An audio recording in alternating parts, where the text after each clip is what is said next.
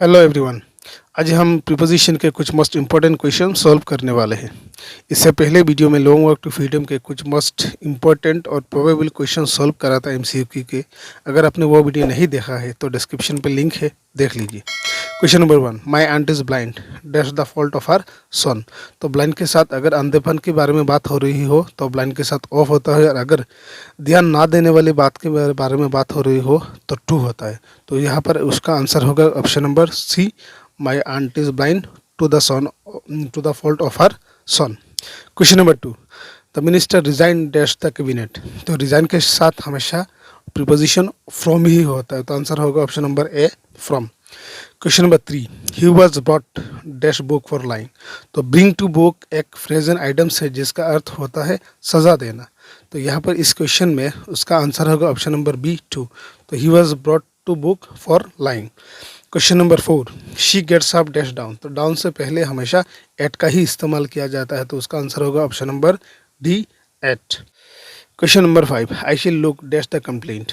तो मैं इस कंप्लेंट का जांच करूंगा। तो अगर किसी बात के बारे में या फिर किसी विषय के बारे में जांच करना हो तो लुक के साथ हमेशा इनटू का यूज़ किया जाता है, तो उसका आंसर होगा option number C, into. Question number 6, the teacher knows his student dash name. तो टीचर अपने स्टूडेंट को नाम से पहचानते थे। अगर किसी को अगर हम नाम से पहचानते हैं तो उसके आगे बाई का इस्तेमाल किया जाता है, तो उसका आंसर होगा ऑप्शन नंबर ए, बाई।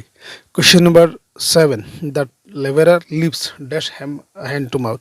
तो फ्रॉम हैंड टू माउथ एक फ्रेजन आइटम्स है, तो उसका आंसर होगा option number B, from. Question number 8, great book deals dash human problems. Great book human problems के ऊपर काम करता है, तो इसका आंसर होगा option number C, with.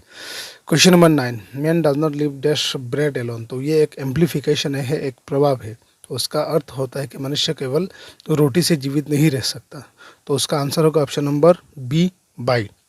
Question number 10, she is gifted dash a sweet voice. तो उसे एक अच्छे वॉइस से, स्वीट वॉइस से नवाजा गया है, तो गिफ्टेड विथ, तो उसका answer option number A, with.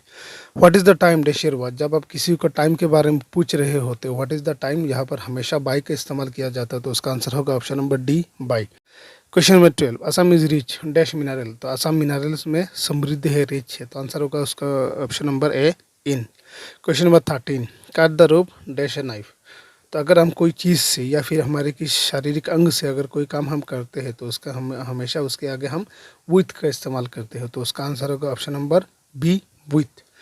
Question number 14, he has no money dash him. तो उसके साथ या फिर उसके पास कोई पैसा नहीं है, तो उसके साथ कोई पैसा नहीं, तो उसका आंसर होगा option number C, with. Question number 15, I have to finish the report dash tonight. तो मुझे आज रात से पहले ये काम रिपोर्ट ख़त्म करना पड़ेगा। तो जब हम कोई काम भविष्य के किसी समय से पहले हमें कोई काम ख़त्म करना पड़ता है, तब हमेशा हम बाई का इस्तेमाल करते हैं, तो इसका आंसर होगा option number D, by. Question number 16, you should be polite dash your seniors. तो पोलाइट के साथ प्रीपोजिशन टू होता है, तो उसका करेक्ट आंसर होगा option number A, to. Question number 17, the train was passing dash a dark tunnel. अगर कोई चीज़ या फिर कोई इंसान कोई जगह होकर गुजरता है तो ऐसे में प्रीपोजिशन का इस्तेमाल किया जाता है थ्रो।